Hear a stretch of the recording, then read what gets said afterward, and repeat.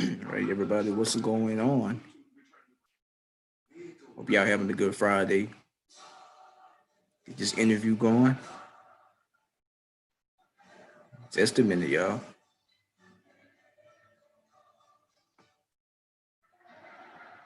This interview going.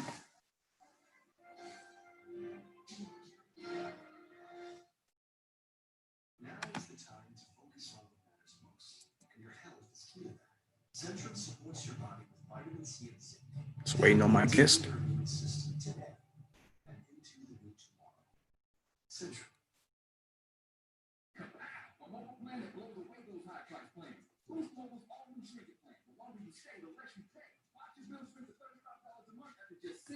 Man, man, how everybody doing out there? Y'all good?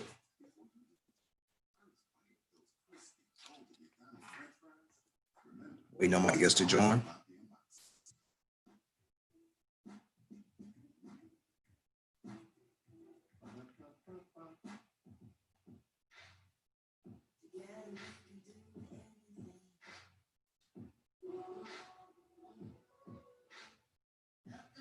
All right, our guest is here, Miss Krystal.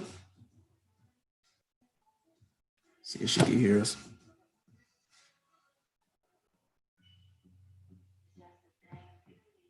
She's getting the audio going. Can you hear me? I think you need to turn your mic on. You hear me loud and clear? Yes, yes. All right, y'all. Our guest is here, Miss Krystal Williams. How you doing? I'm all right.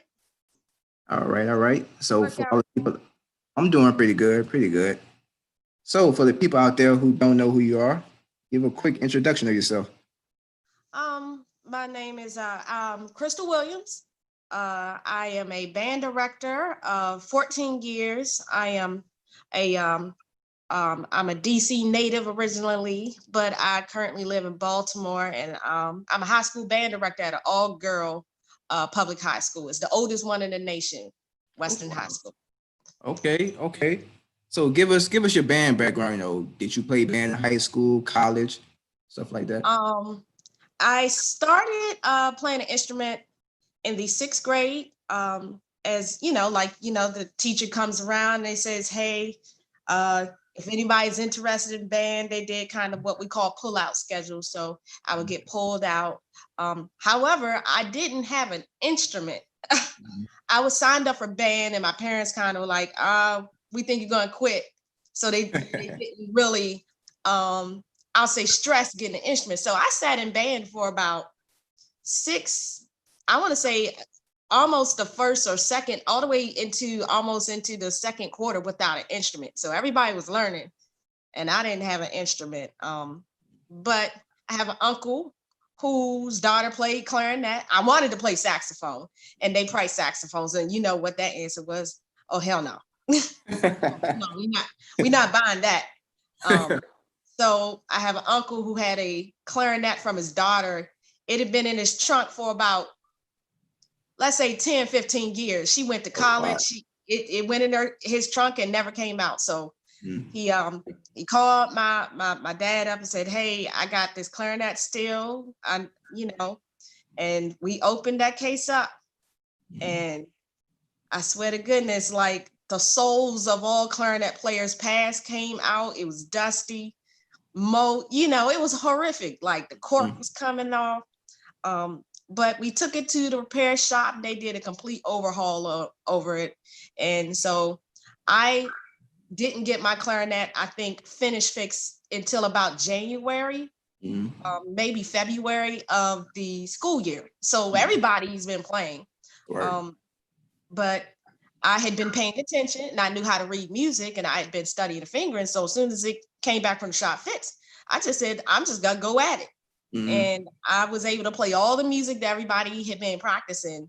But then we had a concert maybe a couple of weeks later. I could play all the music. It was kind of, I guess, destiny. Okay. My middle school band director, the person that kind of started me off really into bandom, is Roosevelt Pratt. He's at E.E. Smith. And Okay. he was fresh out of college. So he was kind of fired up, still with that HBCU spirit. He brought that to the classroom. And so every day I was kind of fired up about band because unfortunately that same year, my mother died from complications of the AIDS virus. So I was depressed. Sorry to hear that. I was going through, thank you. But the band room kind of became my safe haven. It became the place that I can express my emotions and, kind of connect with people. Cause I'd almost stopped talking to people for like a year. Like I was just turned into a hermit, That's very understandable. Yeah, but Pratt, he'd come in, fired up, chart out some stuff on the board for pep band, say, all right, we're playing this today. We had rehearsals on Saturdays. This is middle school. We rehearsed after school like we was in high school. I told you he was fired up. And he took us to competitions. He took us to local high school games. And I think that was the turning point for me. I said, man, I want to be a band director. This is dope. You can do this every day. You come in, get to play music. And it was the first time that his band room was where I learned that you can play music that was like from the radio. Like, when you first start out, you playing like hot cross buns, Right. But man, he would chart it out and we play it at pep band. We would memorize it. But he took us to a game. We took us to a Howard Hampton game in DC. And I remember, I don't know whether it was Howard or Hampton, because I ain't know that much, but somebody did like the whole soundtrack to Boomerang. I'm dating myself. I was like, this is dope. I know all this music. I don't know why I was watching Boomerang when I was 12. That's a whole nother issue. I should have been watching that. But that's who fired me up about band. Okay. So at what age did you like fall in love with music? Like, bands and stuff like that? When I want to say real young, maybe when I was like 5, I have some cousins that were into band heavy. I have a cousin that was a drum major at Edna Carr. And oh, wow. Yeah. And he used to be doing this stuff, and like he only came up in the summertime because I live in Maryland. He would come up in the summertime, that's kind of that thing that happened back then. You don't get to see some of your cousins from out of town until school out. Right. He would be doing all this, he'd be moving and doing splits in the living room and all kinds of stuff at my aunt's house. And I was like, man, this is dope. I don't know what you're doing, but it's dope. And I had another cousin at the time who came from North Carolina. We moved up, my whole family migrated from North Carolina. Okay. And he was the drum major at Potomac High School in the 80s. So I had these cousins that were like, the one that went to Potomac, he played like all the brass instruments. His closet was full of instruments.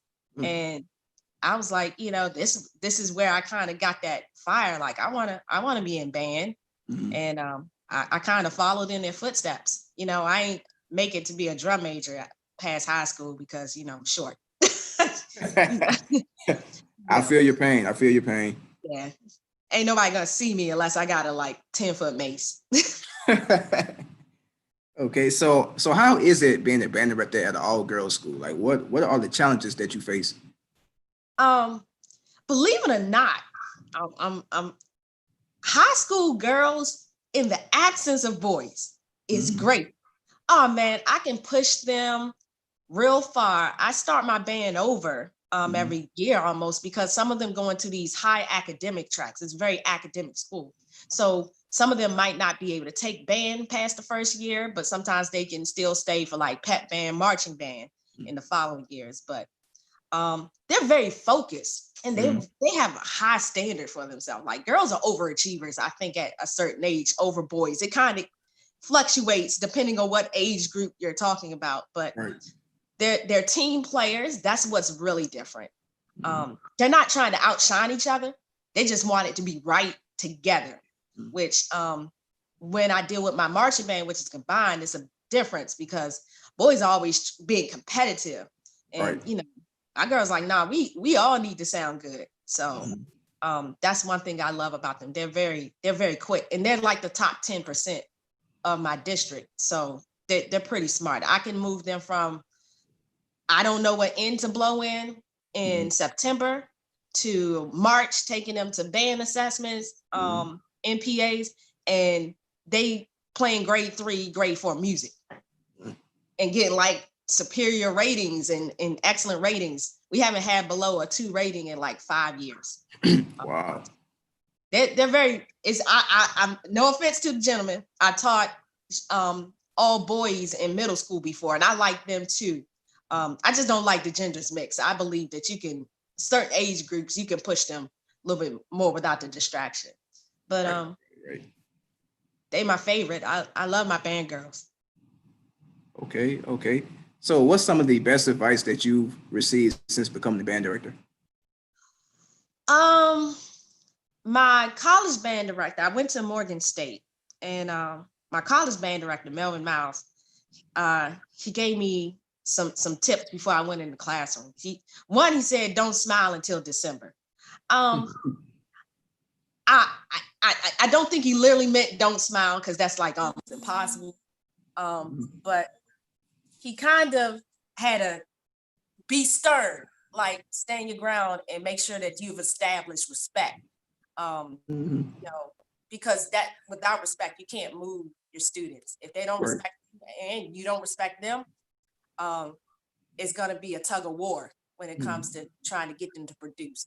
So making sure that they understand you have a clear idea of where you're going. I'm an avid planner for my band room. There isn't almost a day I don't know where I want to go and how I want to get there. Mhm. Okay, okay. So what made you want to become a band director? Hold on, somebody called me and knocked me out of my sound. Here we Okay. go. Think I'm good. All right, let's see. If you talking, maybe that'll be it. Can you repeat the question? Oh, okay. Yeah. So what made you want to become a band director? I wanted to be a band director because I don't like to sit still. I'm real busy. If you look at even if you look at my Facebook page, like I can be hiking on the side of, a trail, and then 30 minutes later be at the pool, and then another 30 minutes be dressed in business attire in a meeting, for my district. I don't like to sit down, and being a band director, every day is different. There isn't a day that's ever the same. I like that kind of quick change of environment, and I like the newness that happens when you're a teacher, or specifically band director. You don't have to sit at the desk.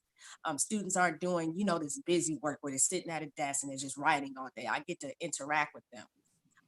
So that's mainly why I don't like to sit still. And I love music. I'm a true Right. band head. I love band. Okay. So what would you say would be is probably the hardest transition from middle school to high school band?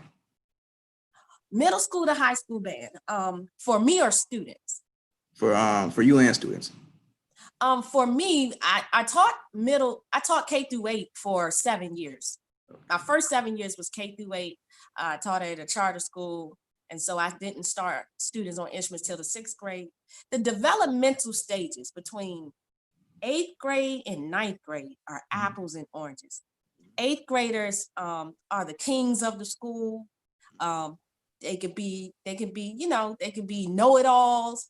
Um, they haven't quite got a grasp on their emotions. They can be a little flighty, I call it. They smelling themselves. That's what my grandma would say.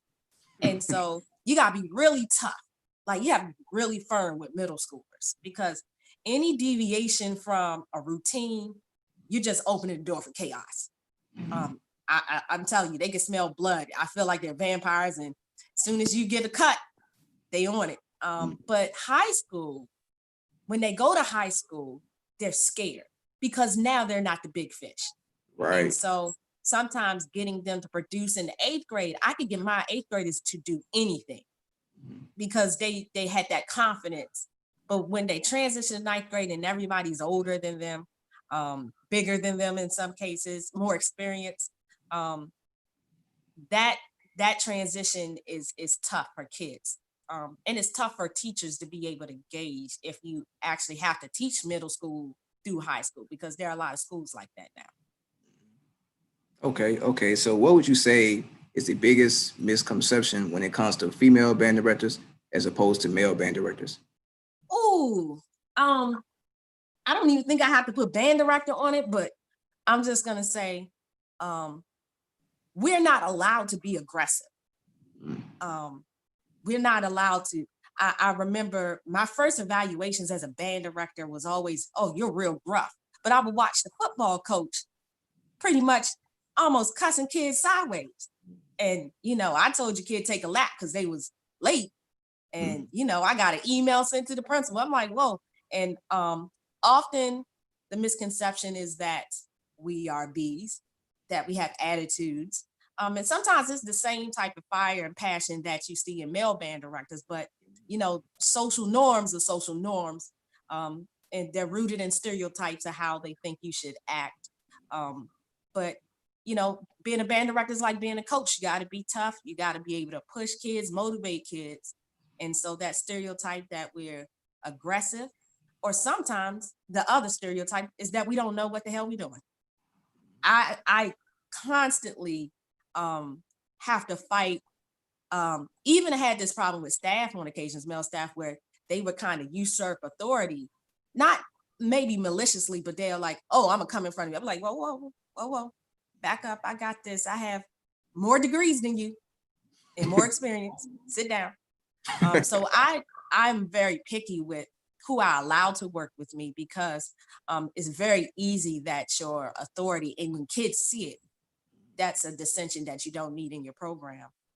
Although I do welcome help from people, but understanding that I expect the same type of hierarchy that a male band director would expect, that respect, and being behind the vision that I have set, and what I like to do with this program moving forward.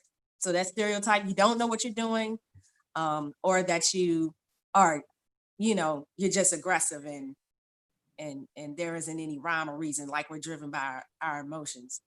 I am pretty even person. Uh, Kids don't know if I'm angry or mad sometimes.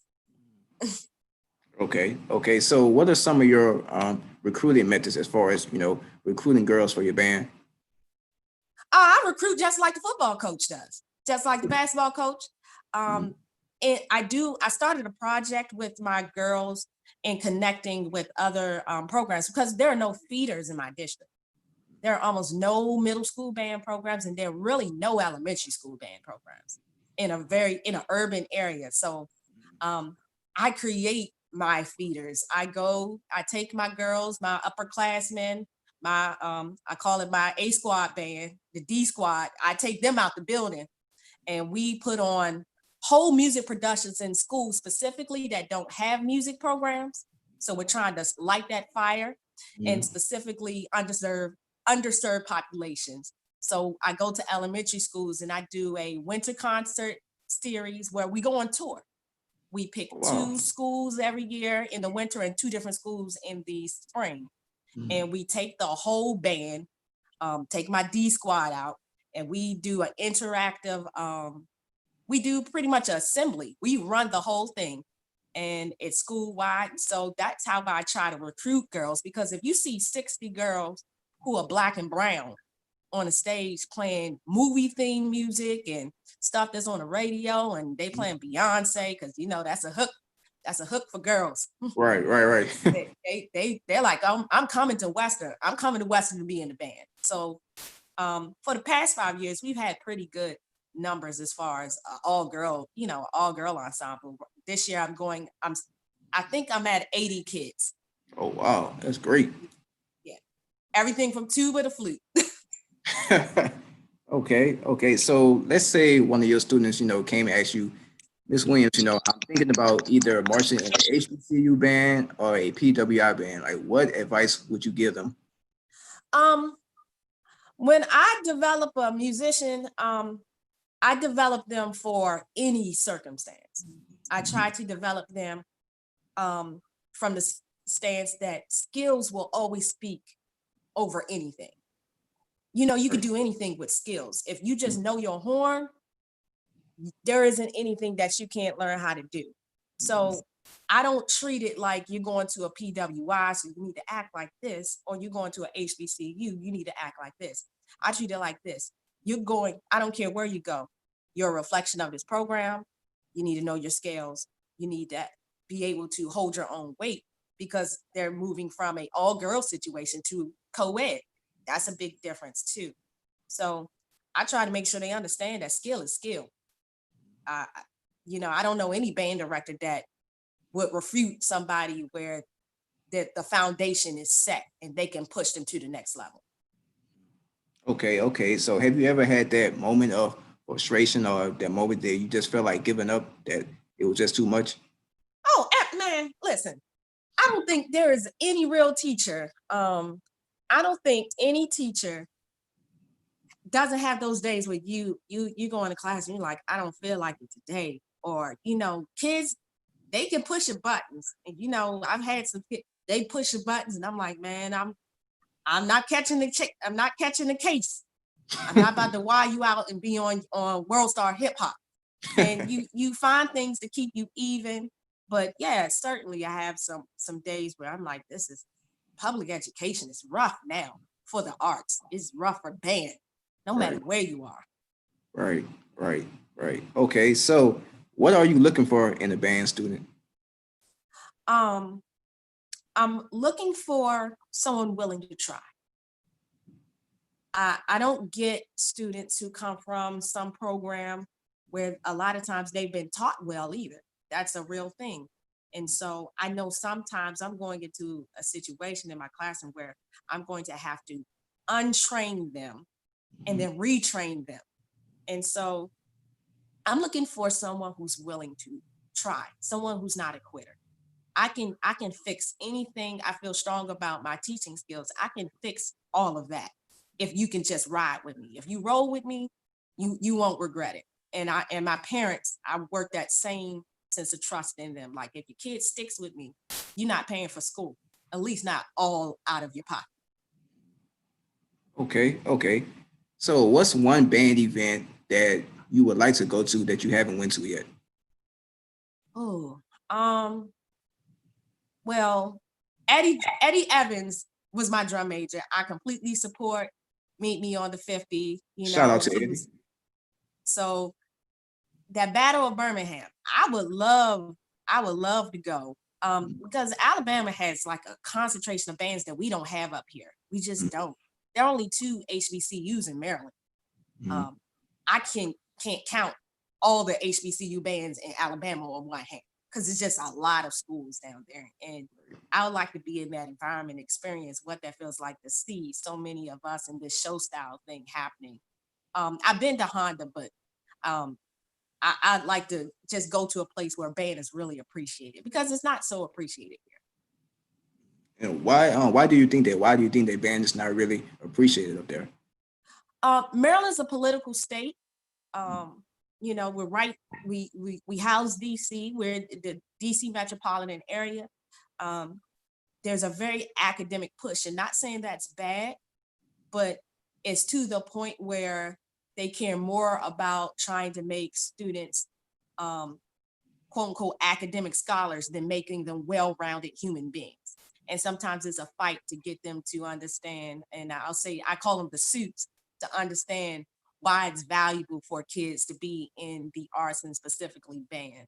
So it has a lot to do with test scores. And like I said, we are very political when it comes to those state assessments and all those things. And so my kids have a lot of options for progress in their life and as far as like a future, but band hasn't found its way as a respected option for them yet. Keyword yet. Okay. So what advice would you give a up and coming band director? Oh, up and coming veteran, still figuring it out. Band director, you need a mentor. Hmm. Um, I I have about four. for different aspects. I can name them off my hand. Walter Harley, Oxon Hill High School, he's very business oriented and very into the politics of band outside of your classroom on the state level and on the regional level and conferences. I have my husband's band director, Patricia Hopkins. She was over Duval High School for, over 20 plus years. And she kind of helps me with that female band director issues that nobody else might understand. And, her being an elder, she can give me some insight. So I would say you need a mentor. You need to be open to change and open to critique from somebody who's done it, before you, because they know some struggles and they've been through some struggles that you may or may not have gone through and how to troubleshoot. Okay. So what would you say was probably your toughest, I guess, toughest moment as a band director? Toughest moment. Oh, I when I transitioned from middle school to high school, I had built that band program from 10 kids to 120. Wow. And those kids really, even to this day, I'm in touch with a lot of my former band kids from my middle school days because I watched them kind of grow up from 5th grade to 8th grade. And then I kept track. Some of them came to the high school where I teach. And so I got to keep them a long time. But leaving the middle school, it wasn't that the program hadn't thrived. The program was built, established, and thriving. But I needed more. I needed the opportunity to have marching band, and that's not happening in middle school up here. And I needed to be able to stretch my wings out. And I felt like I was abandoning them and leaving them. That was that kind of hurt me to my heart because they were my first crop, so to speak. Okay. So have you ever had like any, pushback or back and forth as far as with administration? Trying All the time. Oh, um I'm always in the principal's office. I'm not, I'm not, no, don't laugh at me. I don't want to wear it like a badge. That's not what I'm saying.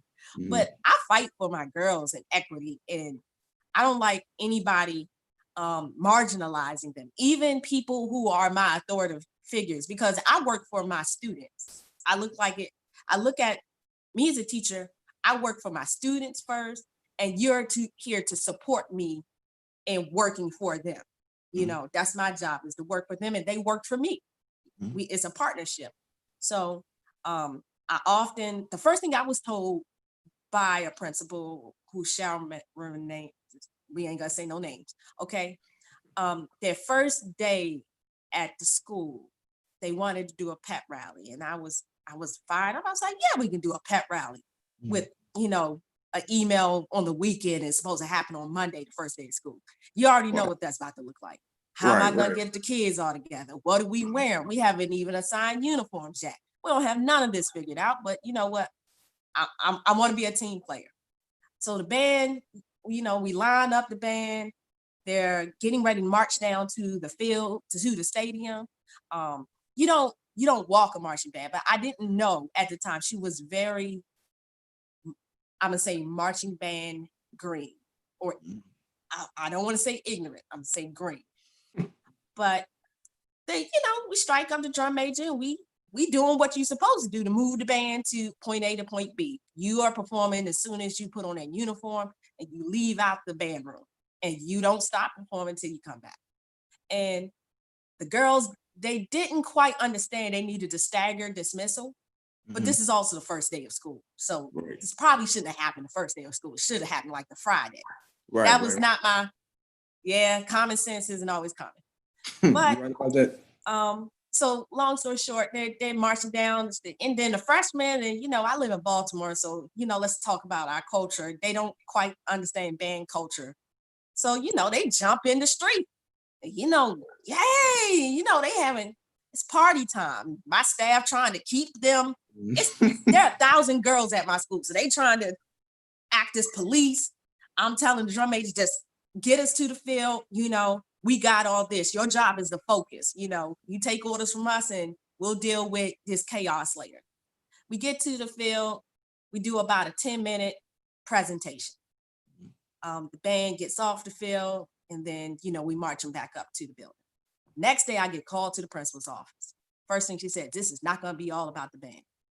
She felt like I performed for 30 minutes because when we started marching down, that was a performance to her. The drum major doing all of his, his flash moves. That was, the dance girls, they're doing their 8 counts.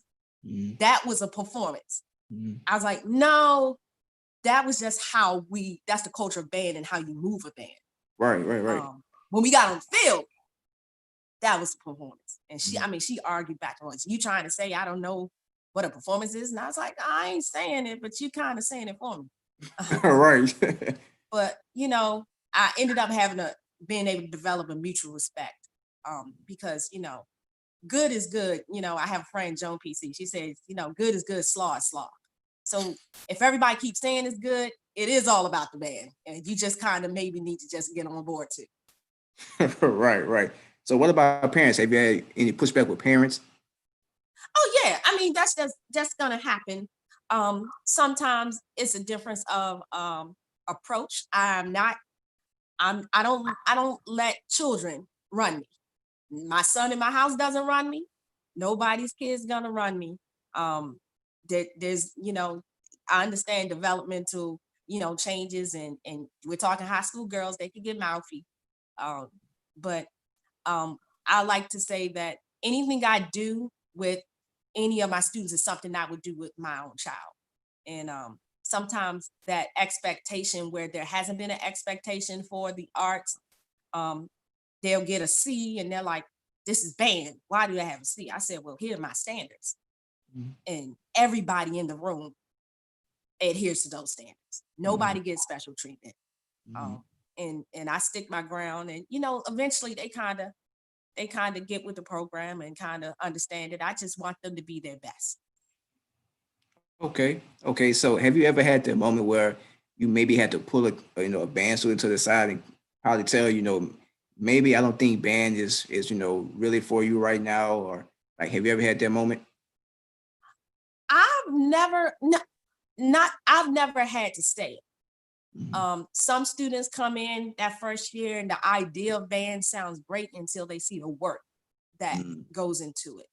And then they're like, this isn't for me. I always tell them, if you decide not to do band next year, there's going to be no grudges. When I see you in the hallway, I'm still going to, say, hey, how you doing? How's your other classes doing? A lot of times they leave and they kind of regret it. They'll kind of be sitting on the sideline looking, like. Right. So I don't kick out a kid. Students do dismiss themselves.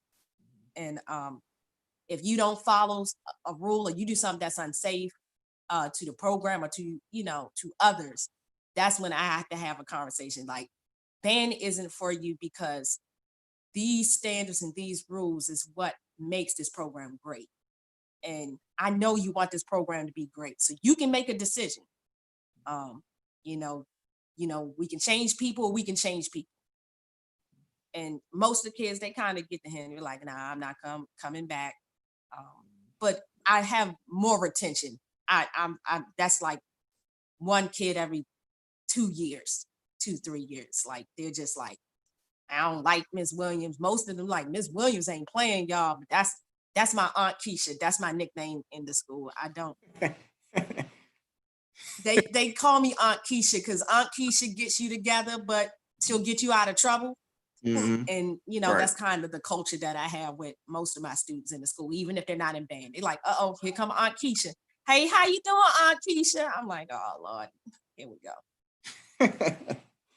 Okay. So with all this talk about bands versus swag bands, what are your thoughts about it? Like, what's the differences between MEAC bands versus swag bands? Oh, the elephant in the room. MEAC. I have my favorite MEAC bands. I also have my favorite swag bands. I think you can't deny skill. That when you scrape away all the fluff, the people who got media teams that know how to mic them right and know how to get where the best angle. When you strip that away, you can tell skill from skill, plain and simple. No matter what conference you're in. I can tell if all y'all do is crank up in the band room versus okay, somebody is being a music educator too in the process. Mm-hmm. So, and at the end of the day, we're marginalized enough. So I don't like it when we marginalize ourselves. I don't like it when people say these kids can't play classical music. I don't like it when people say these kids, the only thing they can do is this, because that's not true of our people. I feel like we have skills. We created the American sound of music single-handedly. And that's facts. And that's facts. So if I call a spade, I'm like, you ain't teaching kids how to cut off. And you can say that's not our style, and I can respect you for saying that's just not how you wanted to do it. But I look at college students as kids still. When they leave your program, are these music skills they can take anywhere? Can they sit next to somebody in, the Atlanta Symphony Orchestra and sit next to them? Can they go sit next to Wyclef Gordon in at a jazz or Jeff Bradshaw? Can they get in anybody's marching band and people will still be like, damn, they raw. My band director, I feel like developed that in me. People like, oh, all she loves is classical and concert band. No, don't get it twisted. I was a raw band kid. Don't get it twisted. I played clarinet and I could be heard over the whole band.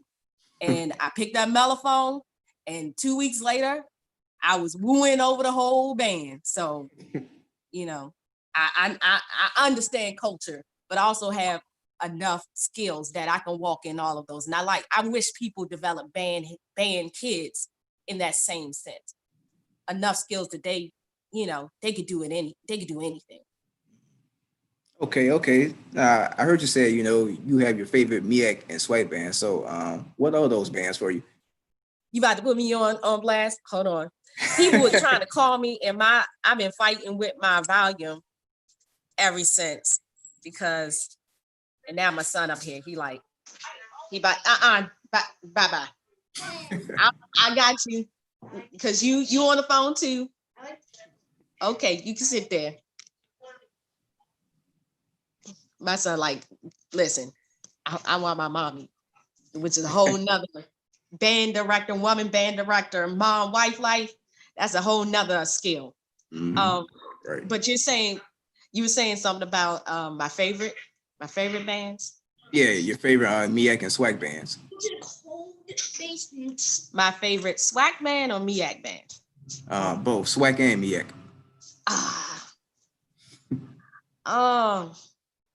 See, I feel like this is a setup.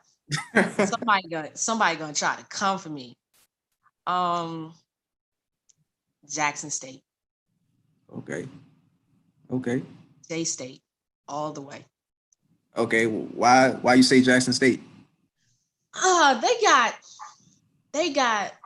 I feel like they got a lot of the elements right. I can hear the musicianship in how they play. I can, when it's time to turn it up, I know, stop it. I can. I feel like the showmanship is there, especially undeniably drum majors. You know that. Yeah. Don't fight that. Yeah. But I can tell that when they're not in marching band, that they're also working on, true skills. And I just kind of like their sound. They don't sound like everyone else. Not saying that everybody sounds the same, but I know J-State when I hear them. Yeah, it's like that dark sound. Yeah, I do. I like it.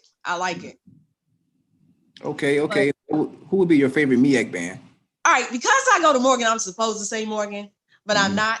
I'm gonna lean towards the fact that my first band director implanted in my brain that Aggies are the only way. I really wanted to go to A&T. My parents didn't like the campus, and they was like, "No." Oh man. But I like A&T. They're doing some really good things with field shows and field shows. Yeah, exactly. And I'm feeling that. And they've been pretty consistent. They've been on an upswing for at least the last decade. So I would say definitely A&T and J State. Okay, okay. So, with all this, COVID-19 stuff going on, what would be some words of encouragement that you would like to give to your band students? Um, I want my band students to know that just because we're not business as usual doesn't mean that we're still not business. You still gonna need to be about your horn, and this is a level of there's a level of responsibility on them that has never been, because now this is the time for the individual musician to be developed. And I feel like it's kind of a blessing in disguise, because when you got a certain amount of people playing, you get a lot of kids who hide. And when we go, a lot of schools going virtual, we actually don't know what we're going to do. Um, I feel like they're going to go virtual. That means I'm about to do one-on-ones. And I'm going to see what you know. Right, right. I can work on you individually. So I want them to know that they still got to work hard, because at the end of this, I told them in a town hall I called with my band kids, when it got thick and we was like, hey, we not going back. I told them, listen, I don't want to come back to no sorry band. I'm just going to tell you straight up. We can't suck. We can't have been coming from on this upswing and really pushing the ball. And then I come back and you guys can't play the B flat scale. So I don't care what's going on. You better find some time to touch that horn. Because some of the things that you like to do is going to be jeopardized if you slaw. Right. And I tell my kids, you slaw today, you need to go back to that practice room and get it right. I think kids need that. They need that tough love, that upfrontness. Sometimes you can't always sugarcoat stuff. You just gotta let them know. Yep, true.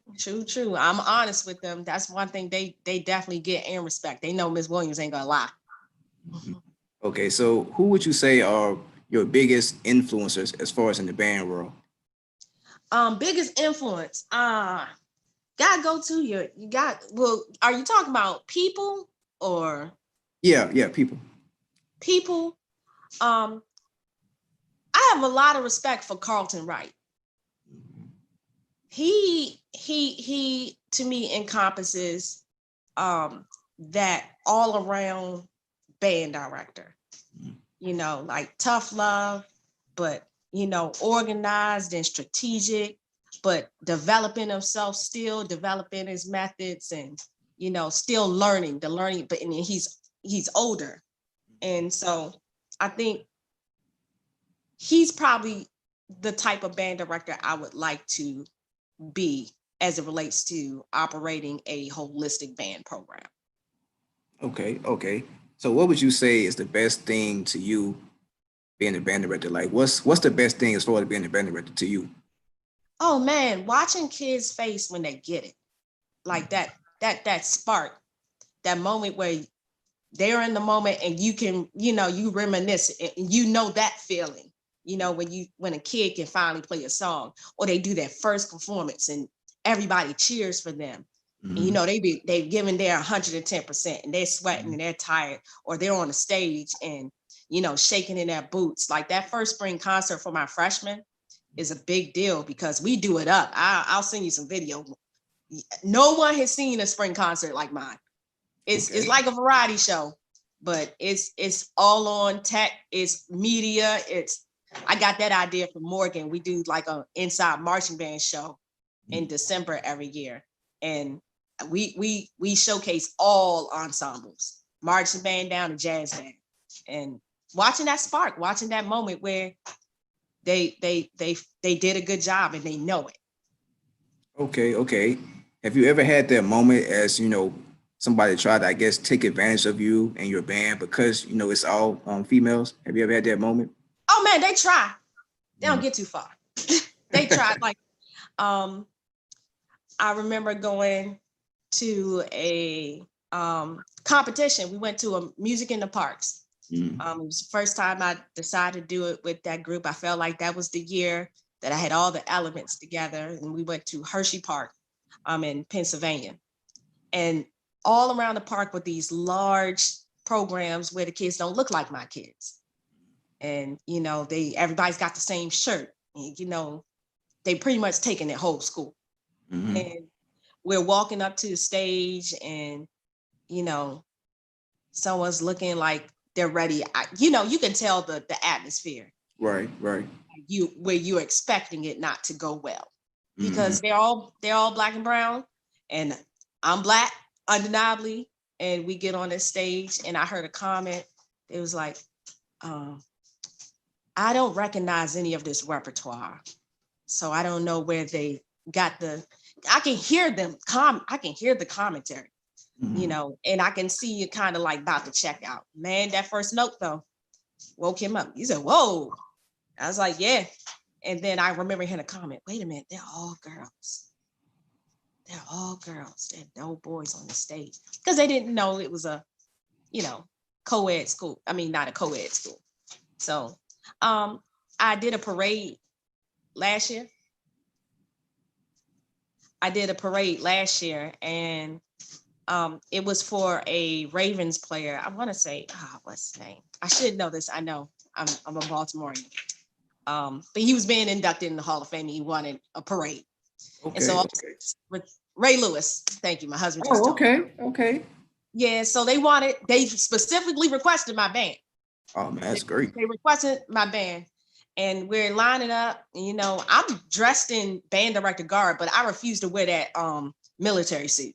I'm I got a lot more, pizzazz than, the hat, and I don't need to look like a man in a suit. I'm gonna look like me. But I dressed the part, and one of the players, he's like, "So, where's the director of this fine group? You're a parent, you're here helping." I was like, "No, I'm the band director." He laughed. Wow. I was like, "Oh, okay, you don't know." He was like, "Really? You wanted to do this?"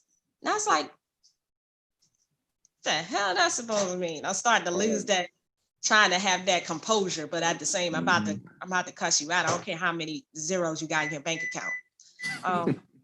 But he said something he was like, "Well, man, I just wouldn't have thought." And he was like, "We've got a long way to go." And I told him, I said, "No, you have a long way to go. This has been happening for decades. This is a new concept." Right. Okay. But you can't deny when you hear the group, you like, okay, they sound good. You see my girls on the stage, you're like, oh man, they sound good. Okay. Something different's happening here. Okay. So what do you tell your girls when they may hear comments like that, like the one where you said with the football player said who's a band director? Like, what do you tell those girls to keep them motivated? I tell them that at the end of the day, you can't change a person's mind, but you can change their experience.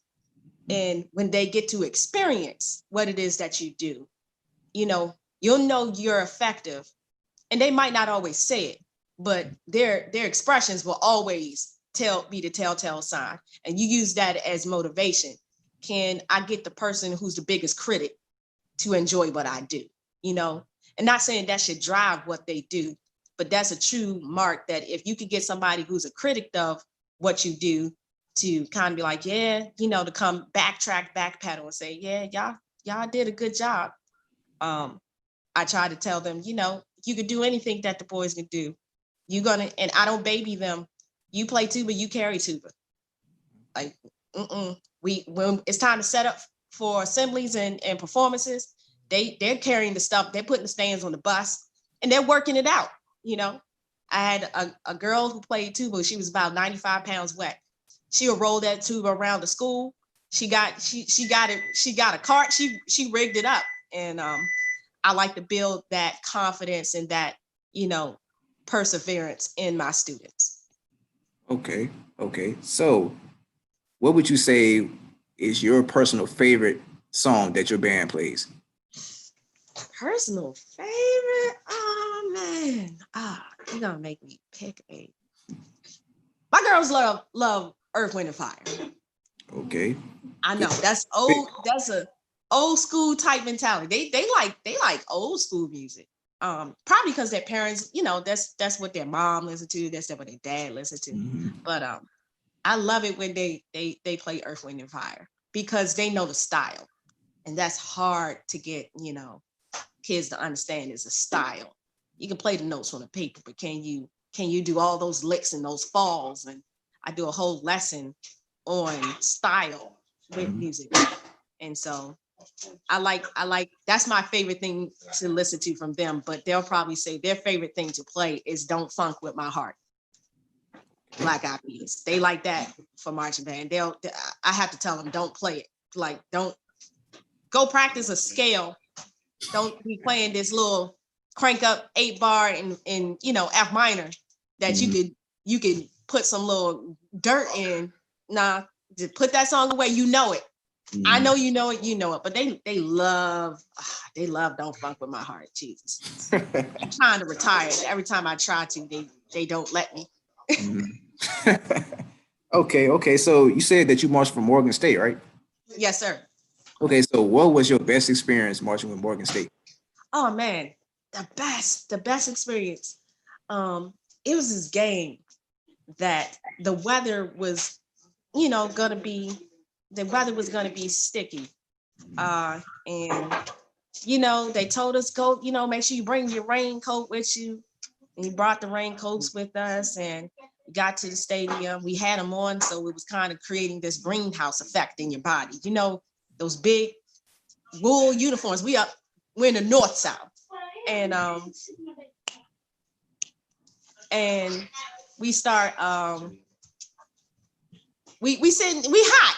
And so we begging to come out we're trying to come out of these things. And everybody looks around, I think we're good. I don't think it's gonna rain. So we go down to the field, and we set up for the first stage for the drill, and we get to the ballot feature and the sky, and it was Earth, Wind, and Fire. How fitting. We had an Earth, Wind, and Fire show, and the announcer says, and now we're bringing you the elements after love is gone by the elements, earth, wind, and fire. And God said, water. And the sky opened up in an unbelievable monsoon. I mean, it was just that rain that you can't see your hand in front of your face. Oh, yeah. I mean, for it rained like that for a hard 5 minutes while we were on the field, people sliding around, it looked like people, if you're in siren knot, you throwing K's and you don't even want to, because that's you just sliding, you just skating. And we're muddy. We get back to the stadium, we tunneling in, and the sun opened up, sky opened up, like nothing happened. I was like, but don't you hate that? But we played, it set the mood to play a ballad like from your heart. And it was like the most beautiful rendition of After Love Is Gone I feel like I ever played. And it was like that moment where you connect with the music and connect with the elements too, literally and figuratively. So that was my favorite one. My husband in the background laughing at me. Yeah, it's just, you couldn't have written a better moment. Okay, so since you marched at Morgan State, what was your personal favorite song at Morgan State that you guys played? Oh, God, don't do that. We Are One. That it's kind of like it's the anthem. It's now become the Morgan State anthem, not just band, but we started playing it when I was maybe in my junior year. And it's this thing, everybody walks around the campus. I mean, Melvin and Miles is a great arranger. A lot of people underrated hands down, but he can arrange, composer. He writes movie soundtracks. I mean, like official. Oh, wow. Yeah. And it was so, I arrange a lot too. I learned how to arrange from him. But it was so well structured. And it's hard to write for a band where the instrumentations vary the way it can in the MEAC. I'm just gonna be honest. You know, one year you might have 17 trumpets, and next year 3. It's just how the area is. But it was beautifully written, and you know, we hit this triplet pattern, bop, bop, bop, bop, bop, bop, bop, bop, bop, and it opens up in that chord. And I love getting to that lick. And you know, then the tubas kind of carry the line. And that's just an old school good tuba line. And you know, people walking around campus or people at the game and they got that one finger up. That's the Morgan State anthem right there. We are one. And that is my absolute favorite. The year that they don't play it is a year that I'm gonna be at an alumni meeting like, yo, what's up with this book? Who took it out the book? Who took it out the book? Whoever gets hired to replace them, they better not take it out the book. That's all I'm gonna say. There'll be problems. Okay. So what would you say was your best homecoming year at Morgan? Best homecoming year. My last one, 2004. You know, that's that iconic one. And a lot of the people that I come in with, and you know, the extended stayers, you know how that goes with band. That was a big deal where a lot of us were going to be moving on. And I remember looking across the field like that last time at everybody, you know, the ones us leaving, when y'all kind of make that eye contact and you can see like the tear just coming down, like, you know, the biggest, you know, masculine dudes, like that tear is coming. You can't fight that feeling because, you know, that's the last one. So it was definitely my last homecoming, 2004. Okay. So let's say you have a student and you know she wants to march for Morgan State. What's that one thing that you would tell her that will put her over the edge as far as marching for Morgan State? The real authentic is be an a-hole.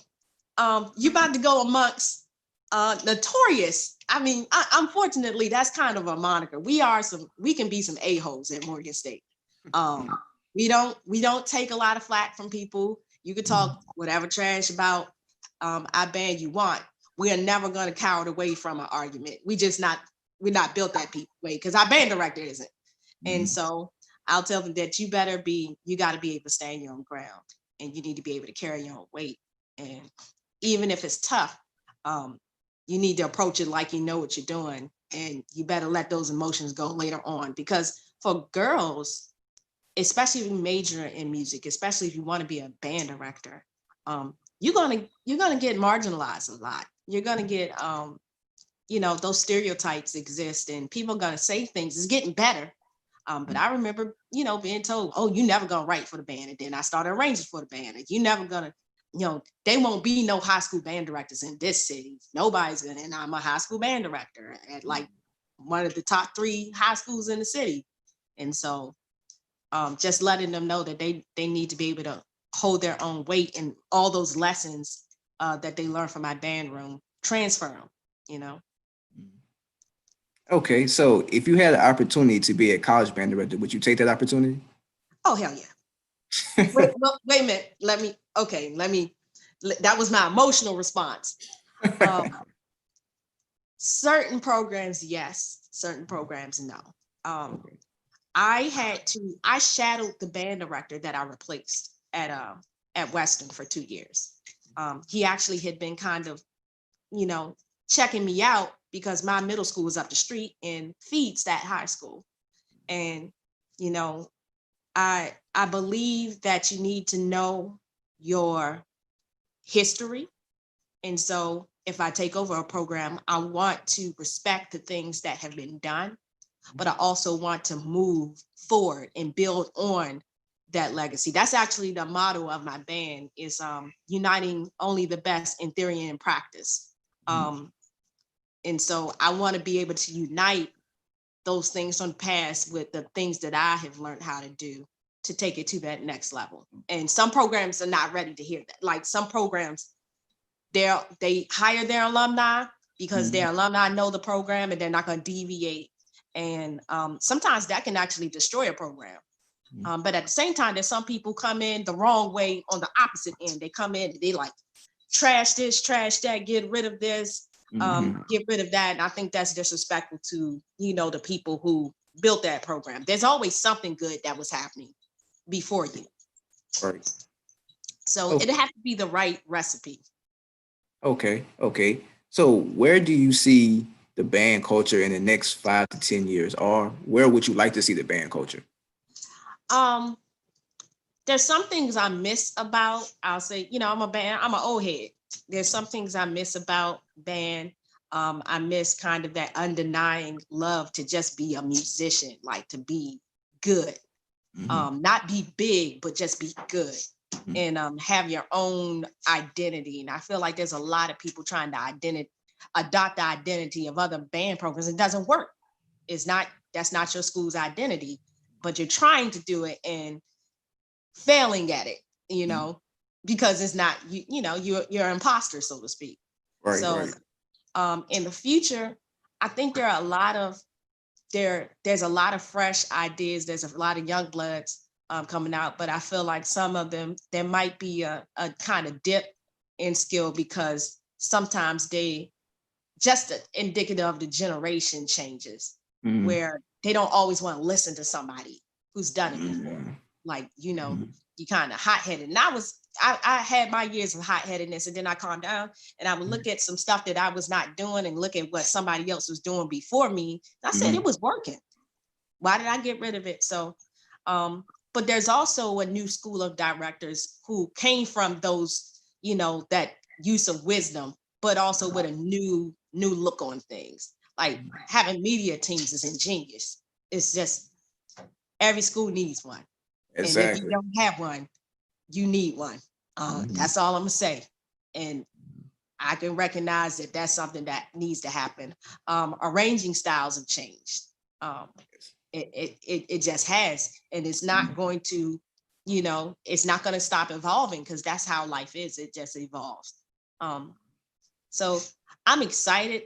After COVID, who knows? You know, that's the real thing. So after this, who knows? Everybody's got, I feel like the God hit the reset button on all of us. Exactly. Exactly. We're gonna see a lot of, unfortunately, there'll be some programs that don't make it out. That's real. And you'll see who was rooted in, being instructors and being educators and motivators versus having egos and, just having competition and performance. And they find out once that's stripped away, they don't have a band program. And I don't Mhm. think those things make a band program completely. They add to it. Mhm. Okay. Okay. So what do you think about high school bands that sometimes mimics college band programs? Like, do you think that's a good look or a bad look? I look at it like this. It's like a kid who wants to wear their mama's clothes, you know, because there's something that they see and they admire in what they do. And Mhm. so I do think high schools should be looking to the local university, especially if they're gonna feed them. That's good prep for the kids. That's just undeniable.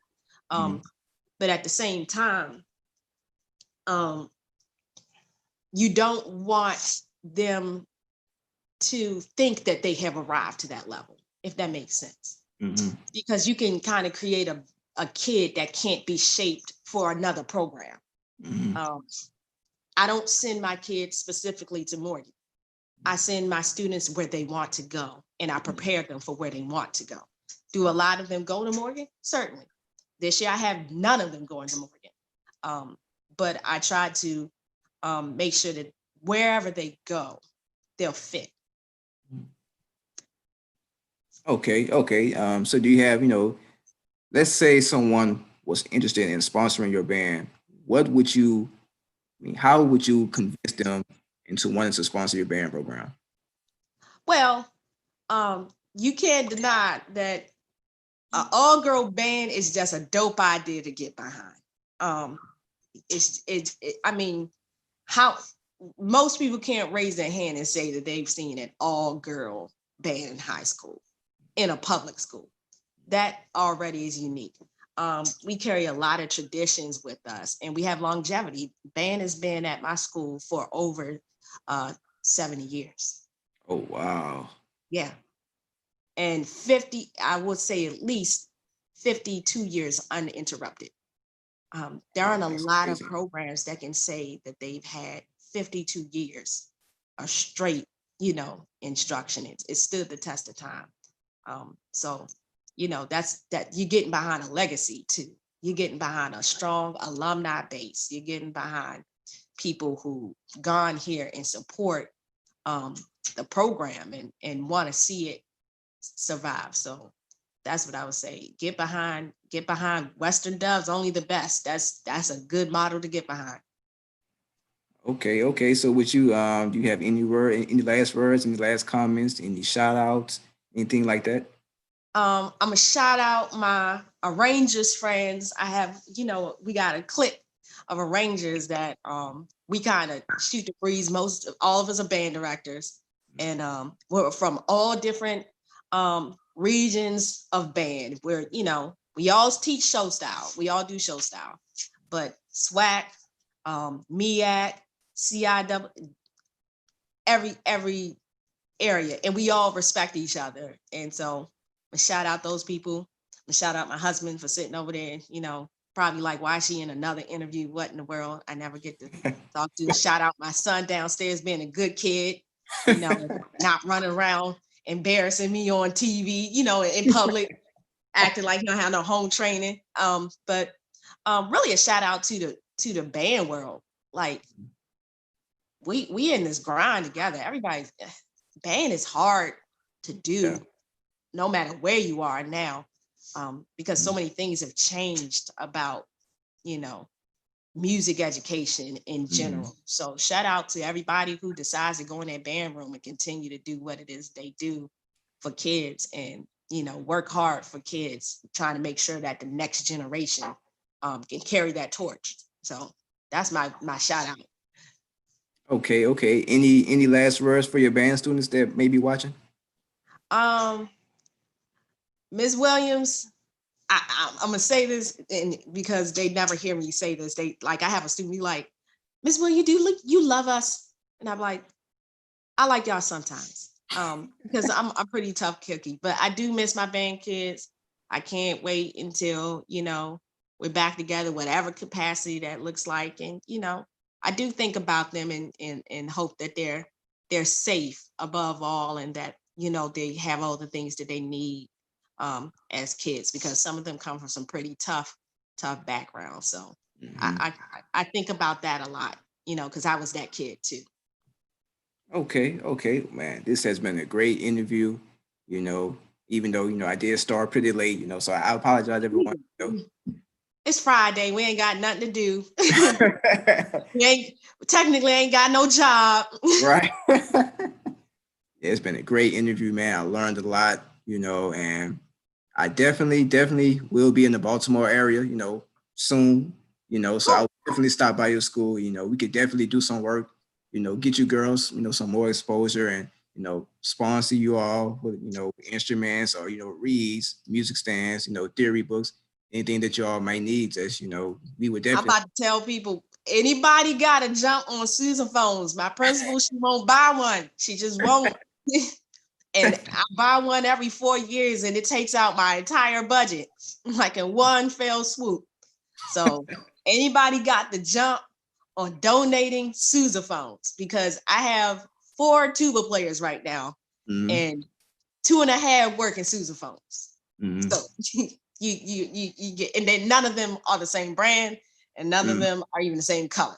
So we look mhm. like, it looks like Christmas ornaments in my family. That's not a good look. So anybody got to jump on some sousaphones and want to send a sousaphone, I'm sure it's in better shape than what we working with. Duct tape has been my friend. Okay, okay. Well, this has been a great interview. Like I said, you stay safe, you and your family, Thank you. and I will definitely be talking to you all soon. Thank you. All Thank right. you for having me. All right. Have a good one.